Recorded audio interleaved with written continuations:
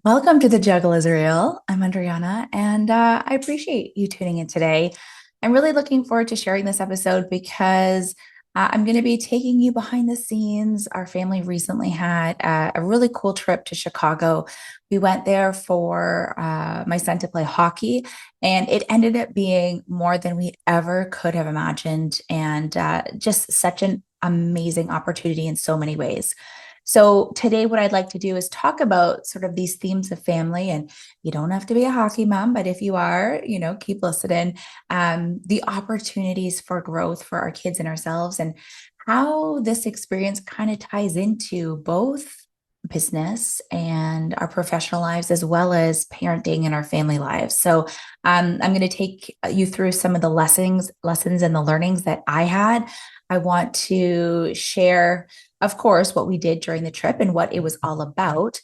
And I have some questions that I threw out on Instagram. If anyone had questions, I was sharing a lot in my stories about the trip. So I do have a few questions to answer. Some of them are funny. And I do also want to share a story at the end that really reiterates how everything is always working out. And I have some reflection and some prompts for you to tune in for yourself. So if that sounds good to you, let's dive right in. Hey, I'm Andryanna, and this is the Juggle is Real podcast. As I share my ongoing journey from experiencing burnout to leading a more mindful and intentional life with better balance, I hope you feel seen, that you realize your worth, lighten your load, and prioritize your own needs. As we hear from leading experts and well-known faces in the wellness, entrepreneurship, education, and motherhood space, I hope you gain insights, proven practices, and learn actionable tools to help you enjoy the juggle of work, family, and everything in between with a little less stress and a lot more ease, joy, and fun.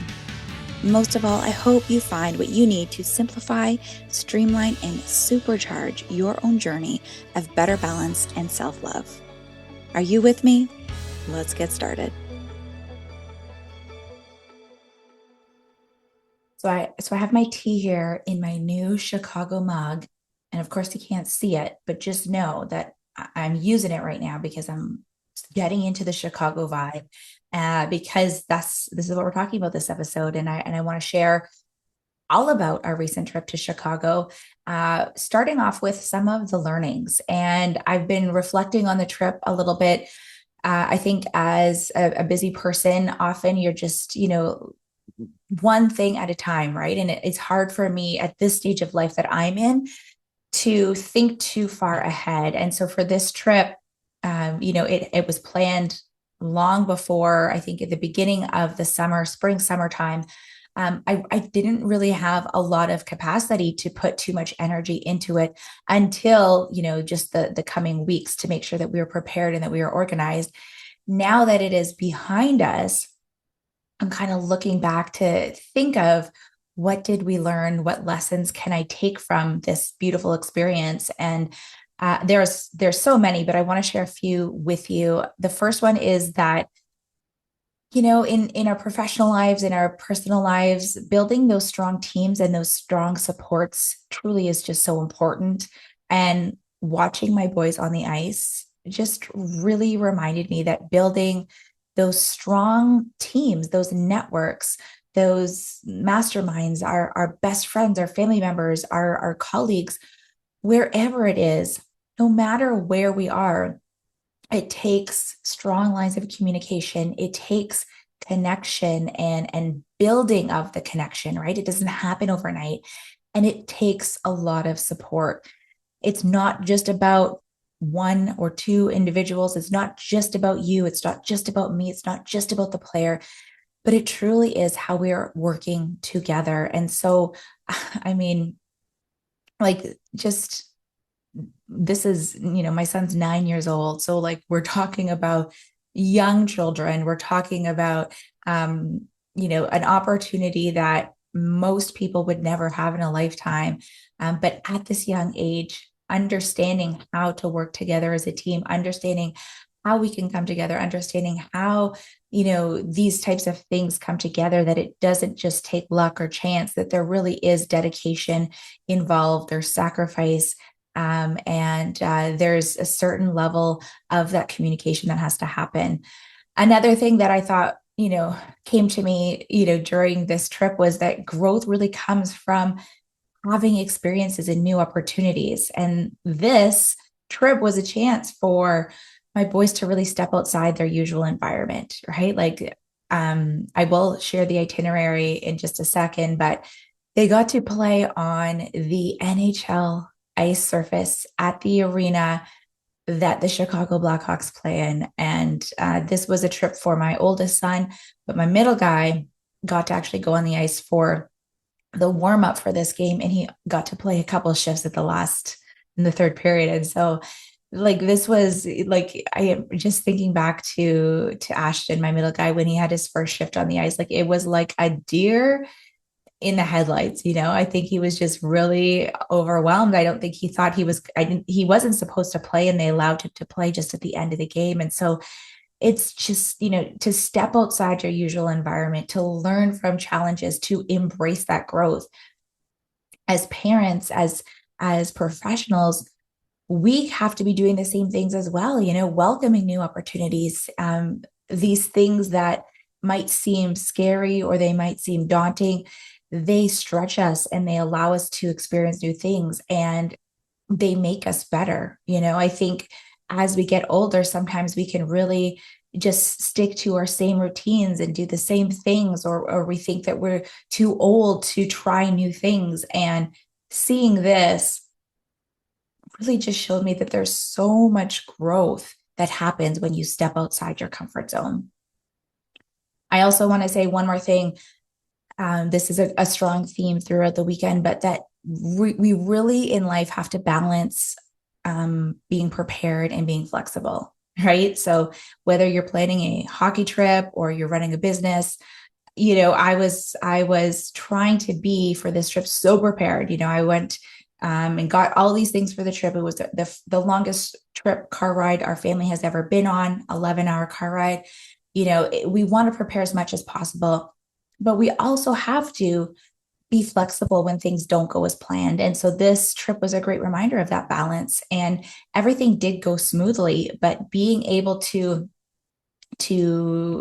stop and pivot and be okay when things, maybe don't go your way. There was a couple small changes in game times, and we thought we were doing one thing and we ended up doing something else. And seeing how well the team responded and how amazing the parents were, it just showed how great it is to be prepared, do what you can, but also to lose that rigidity. And if something doesn't go as planned, to be able to be flexible.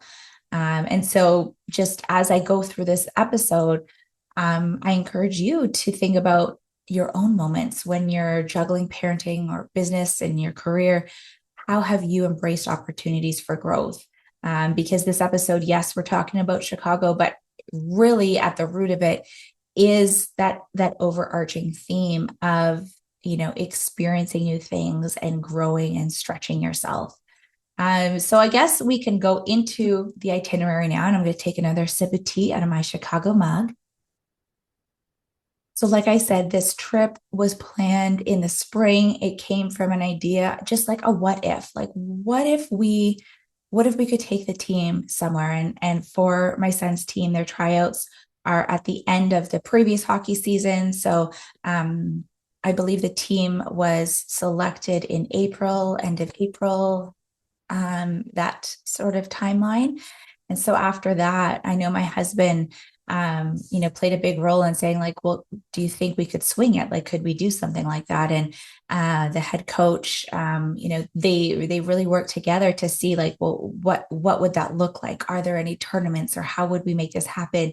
How could we make it feasible for the team to do something like this? Because, youth sports and youth hockey at the level that, my son plays at, it's not typical to be going, internationally across borders to play hockey, regardless of, the tournament that is there. So we do have some very, very incredible and wonderful friends who live in Chicago, play on the team.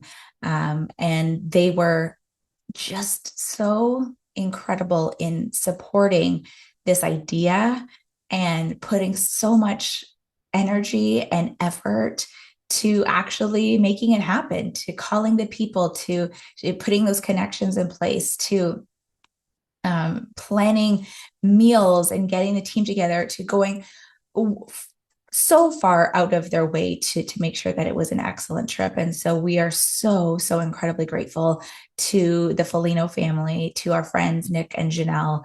And we got to play one of their sons' teams, and it was just such a beautiful time. So on this trip, we left on a Wednesday morning, got in the car by 8 a.m., packed the night before, packed up the vehicle, because 11 hours, it was like almost 12 hours by the time you get all the stops in and, bathroom breaks and filling up your gas tank and everything. And it was something that I was pretty nervous about, in a sense, because it was new for us. It was unknown territory.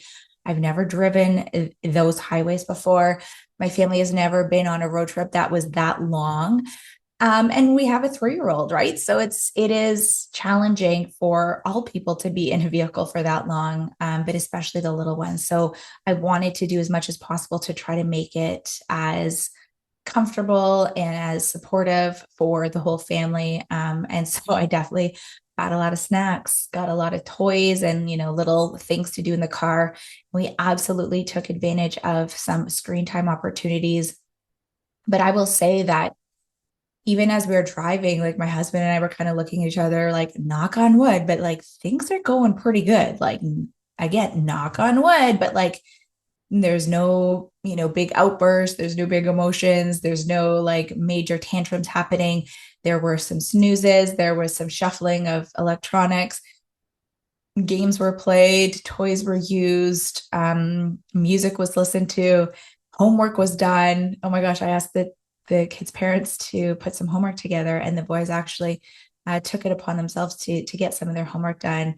And so by the time we arrived in Chicago, there is a time change. So I'm in Eastern time and Chicago is in Central.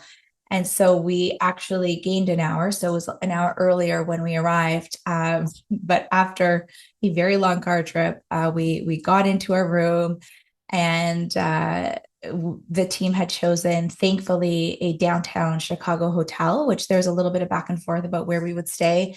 So grateful that we stayed downtown. It is definitely worth the additional expense, being able to walk to all the locations and be so much closer to the places that we wanted to go to, not have to worry as much about traffic, except for getting to the rinks that were actually relatively very close to where we were staying. So we got there, we unpacked, and it was a little bit later. So we brought the kids up to the hotel pool, and let me tell you, they got to expel some energy. So I was just laughing to myself, because I guess, no matter where you go, no matter how far you travel, the hotel pool is going to be one of those top experiences for children. Just, it doesn't matter. You could be the Eiffel Tower, Taj Mahal. Does the hotel pool allow for jumping and playing games? If it's a yes, they are going to have an excellent time. So that was our first day, Wednesday night. We woke up Thursday morning, and we didn't play until 6 p.m. So we didn't have to be at the arena till a little bit later. We ended up finding out that the game was actually at 7. So that gave us even more time. We had almost the entire day. That allowed us to explore, do some sightseeing. We did a walk to the to Millennial Park to go see the bean in Chicago, right? It's like that sort of mirror like bean shape. Really cool, beautiful park. I had been there before. Ryan and I were there in 2018. So seeing it again through our kids' eyes was really cool. We also did the Navy Pier, walked there, went on the Ferris wheel, which was really fun. And we had some lunch there at a chain restaurant called Harry Carey's. Harry Carey was a famous Chicago Cubs announcer, made even more famous by Will Ferrell when he was on SNL, because he did a hilarious Harry Carey impression. And I shouldn't do it. Should I do it? Should I do my Harry Carey impression? Okay. I'm going to do it. If the moon were made of ribs, would you taste it? Okay, that's my Will Ferrell as Harry Carey impression, and I will leave it at that. So yeah, we had some fun. Another thing I'll say too is you don't always have the opportunity to be with friends, teammates, other parents in a big group when you're on a family trip. But going for a walk around the city to see sights is not normally something my kids would be into. Walking just seems so challenging for them sometimes. It's hilarious. But because a few teammates were with us, they loved it. And so they were, ripping around and together and just having the best time. So if you have the opportunity to travel with friends and family members or in a group, sometimes it just makes it a lot easier to do some of those things that you would enjoy that maybe your kids wouldn't appreciate as much, but they will enjoy more with the companionship of a teammate or a friend. Put that out there. Thursday night, we had the game at one of the Johnnies, they call it, a bunch of rinks in Chicago. We played the Chicago Jets, which was the competitive team at the same level as my son's team. We lost our first game. However, we did have a group team pizza party afterwards that they had organized, which was so lovely to meet some other parents, to have the kids come together. They gifted one another some items. We brought some banners for the kids with both team logos and the dates and, something that they could put in their room as a memento. We received beautiful hats and pins from that team. So Thursday was a really cool day and a really great introduction to our visit to Chicago. Friday was sort of the biggest day in terms of this trip because we had played a game and we had a team event. We also got to see the Blackhawks play. So that morning was more about preparation. Did we go do something? My memory is fuzzy here. I feel like we did in the morning, just like a quick jaunt. The team played at the United Center. So this was such a cool opportunity to play in, a professional stadium at the United Center where the Chicago Blackhawks play. They played another Chicago Jets team, the team that Nick Foligno's son plays on.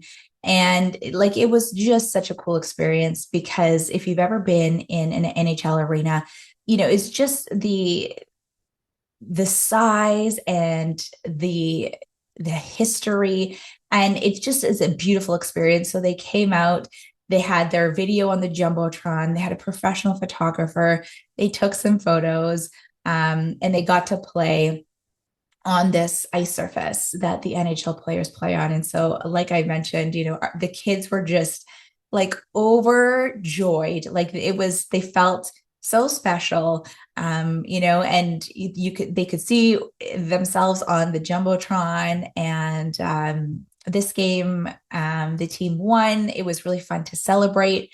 And after that game was over, we stayed in the arena and we got to go to the FanDuel lounge section, which was really cool. It was 2 floors, huge screens, tons of screens with every single type of sporting show, program, etc. on. Big, juicy, comfy chairs. The teams had, pizza and chicken nuggets and all sorts of things. We got to meet some of the parents and hang out as well. And that led us into the evening, which was the night of the Chicago Blackhawks game. And that game was so fun as well. Just to be able to be in an arena, see your heroes, have them play. Right before that, they got to go and get some autographs. So, I mean, some people say you shouldn't meet your heroes. I do not agree with that. I think it just shows you how cool it is to see your dreams or know that what you would love is truly possible.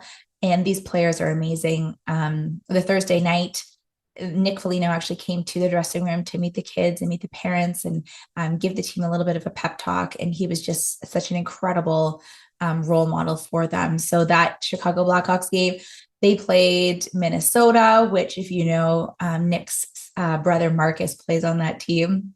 And they lost. Chicago lost, but the kids did not care. They were cheering so loud. They had so much fun. I think just watching the warm-ups was the best part for my kids.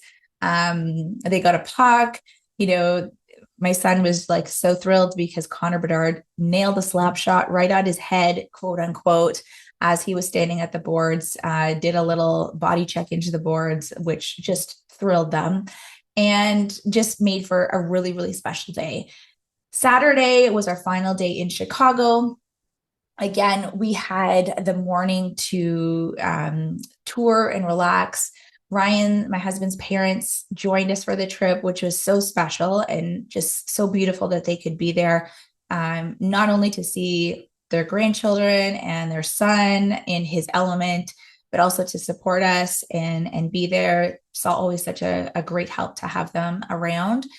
So we did some touring again, went for a walk along the Chicago River, had some delicious food, and they had one final game against the same team, the same Chicago Jets team at the practice facility for the Chicago Blackhawks. And again, a really cool ice surface, a really cool opportunity. And after that, they got a tour of the dressing room and their practice facilities. And let me just tell you, I mean, I love being a hockey mom. I am not like a crazy hockey aficionado, but it was such an interesting experience to go and to see the dressing room and see where the players are working and practicing and doing their thing. The room of hockey sticks was unbelievable because I know what kind of an investment it is for one hockey stick. And this room had like every single stick and multiple sticks. You know, it was very cool to see. They had a very cool like a cafeteria, but did not look like a cafeteria, very upscale, great, for fueling up and for nourishing those athletes. A really cool hydrotherapy room, with hot and cold. They had saunas. There was like a therapy room for like physiotherapy beds and, fixing up any type of ailments that players might have. And as a person who does go to physiotherapy regularly, I thought that was such a cool thing to see how cool the room is that helps keep the players their best.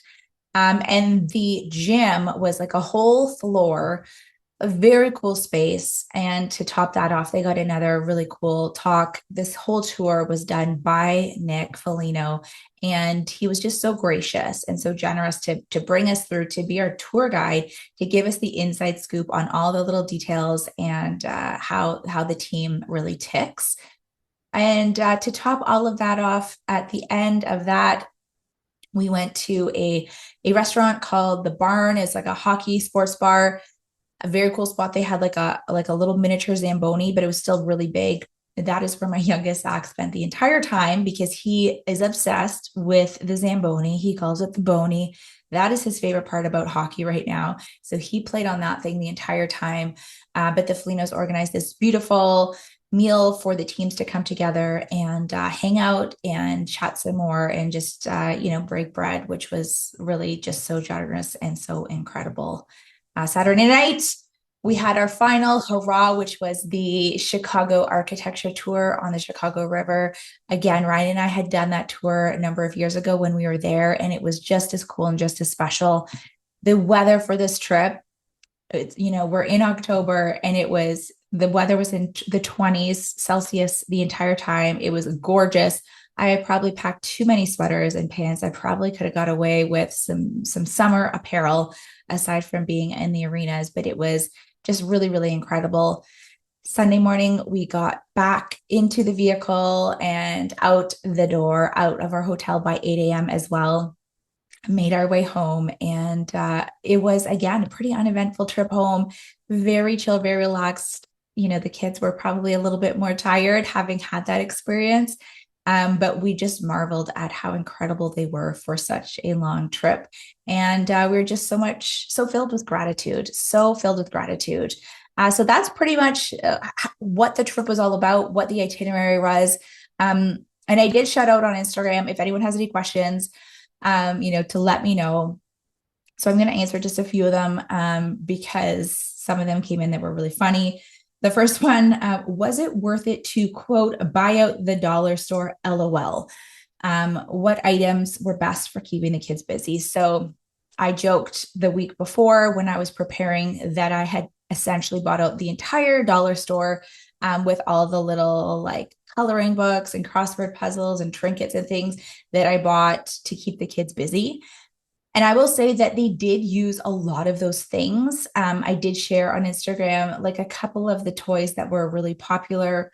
They really liked like any type of like maze puzzles, but not like ones that you would use with a pencil. It was more like the handheld devices, not electronic, but the little mini mazes with the tiny little ball that you have to get through. There was one that it was like in a looks like the shape of a cell phone, but it was filled with water and it had these two poles with these little rubber bands. You have to try to get the rubber bands on the poles, and there's a button on it that pushes air through this water liquid thing, and it helps to push these little bands around. So I bought two of them thinking like, whatever, if anyone uses it, great. If not, no big deal. It was only $2.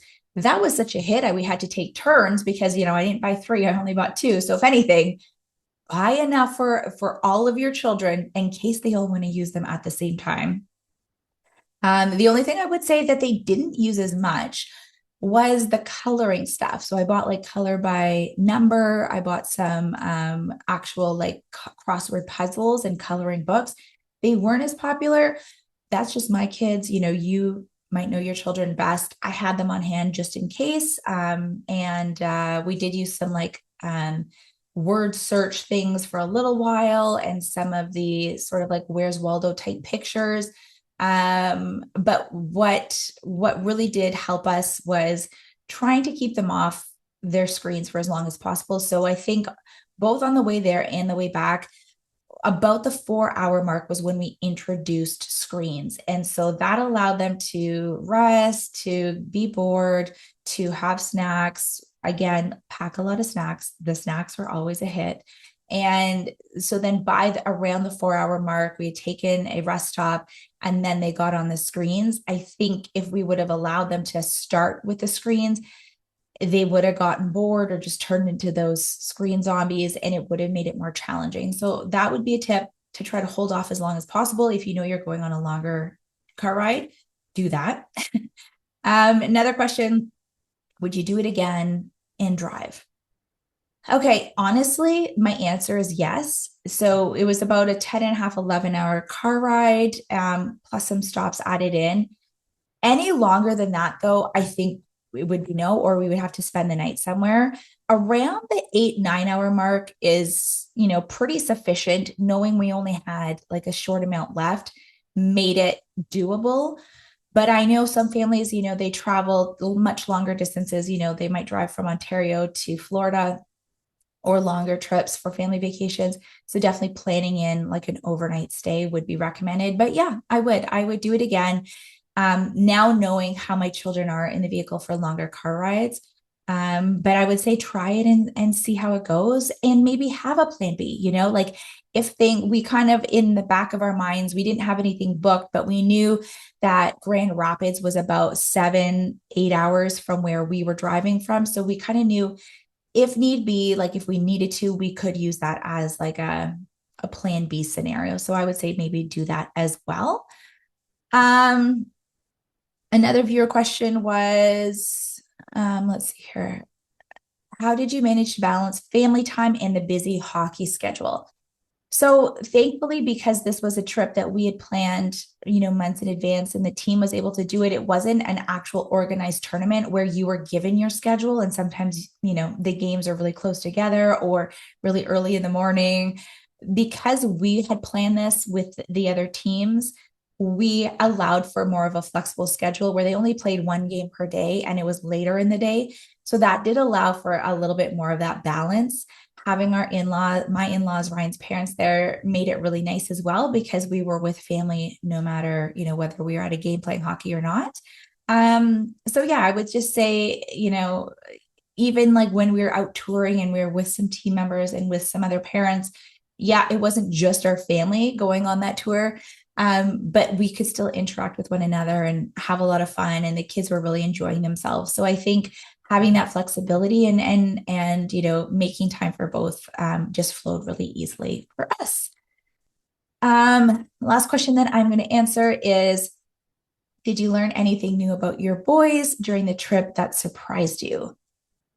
Oh my gosh. Okay, I haven't actually thought of this, so I don't have an answer prepared. But I will say not just my boys, but just the team in general was just the openness and the combined team energy was just so incredible, and how they came together, how they got along so well.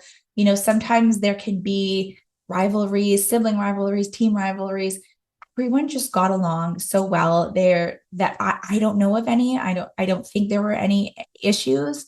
It just seemed like everyone was so grateful to be there. And we heard countless times and over, just how incredible it was for everyone. So just learning that these experiences are possible and they can happen with the right group and an incredible group of kids and parents. Okay, so one of the last things that I just want to mention as we are wrapping up this episode and as we're closing up things is that everything truly works out, just like everything always is always working out for you, for me, for everyone. And sometimes we can't see it in the moment, but it just is. And so I really try to, remind myself about this. But in the summer, there was an opportunity that came to me that seemed like such a cool opportunity for me in my business. There was some travel involved to go to Vancouver, which I've actually never been to Vancouver. My cousin lives in Vancouver. I thought it would be so fun to be able to work and have this new experience, see her and be able to work there. And it didn't end up coming together. It didn't end up happening. And I was really disappointed at the time. I didn't understand why. I was pretty bummed out because I thought it would be so cool to do that work, to go to that location and just have that experience. Now looking back, I see why it could not have worked. And the reason for that is because the dates conflicted. So the Chicago trip and me being in Vancouver would have overlapped. And at the time I was thinking, okay, well, okay, so maybe I'll miss a little bit, but I can just, instead of flying from Vancouver home, I'll fly straight to Chicago. And I just know like I needed to be there, with Ryan at home to prepare, to buy out the dollar store, to get everything packed and prepared to be on that trip, because to travel alone with three kids for 11 hours as the driver without having a co-pilot, without having someone handing out snacks and handing out activities would have been extremely challenging. We probably couldn't have brought Zach. We probably would have left him back.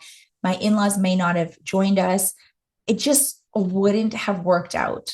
And so now I can see that the opportunity in Vancouver wasn't meant to be, because what was truly meant for me was being in Chicago and having that experience with my children. And so I've been shown in other ways, through other opportunities in the work that I'm doing, how things are working out. But it just is that reminder that in those moments, we really have to remind ourselves that, okay, even though it might seem really crappy, that, something isn't going your way, there is a reason for it. So this just really and truly provided me with more evidence that I can come back to in the future if ever, something like this happens again. So for you, just remember, everything is always working out for you, even if it doesn't look that way.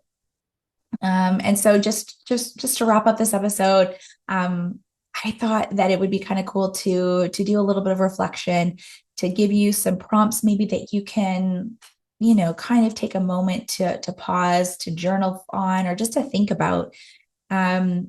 to tie things in and to see how this experience you can learn from, or get that inspiration from. And so I thought maybe you could think back to your last trip, or a big event that you experienced with your family, even if it was just like a hockey game or a tournament or something that you did. It could have been a family summer holiday. How did you look at those moments of chaos and balance it with the moments of joy, and how can you pull from those experiences for your own life and as you move forward? Are there opportunities for growth, maybe for yourself or for your children, that are coming up, or that you can seek out, that that you aren't aware of right now? Again, like I said, this was just an idea that my husband had, and it came into fruition thanks to acting on it. So if there are opportunities for you, even if it feels scary, even if it feels daunting, even if you think, okay, but that could never happen. I can't even tell you how many times people are like, but like, I can't believe this is real. This is really happening. Um, it's just such a cool thing. And so unless if you get these ideas, or if these opportunities come to you, how can you say yes, or how can you move forward? How can you take action to grow in new ways? And that is one of the 5 pillars that I really lean into. That's part of the Juggle Israel Authentic Self-Care Planner and the 30 Days for Me guide, is to grow. How can you create new things? How can you breathe new life into your own experiences? So last prompt that I have for you is, how can you create more intentional moments of connection with your family? It does not have to be a hockey trip across the border, but what can you do to lean in and to have those moments, even if it's short bursts during the middle of these really busy seasons in life? Really, fall is such a busy season as well. But how can you make it happen, and how can you carve out that space? I'm really grateful that you took a chance on pressing play and listening to this episode. I hope that you enjoyed listening to the behind the scenes for our Chicago trip, and are thinking about those opportunities that you have for yourself or your children as we move forward. If you enjoyed it, I would really appreciate you sharing it with a friend, someone who could have a listen and be entertained or learn something as well. Rate this episode, write me a short review in Apple Podcasts. That would mean the world.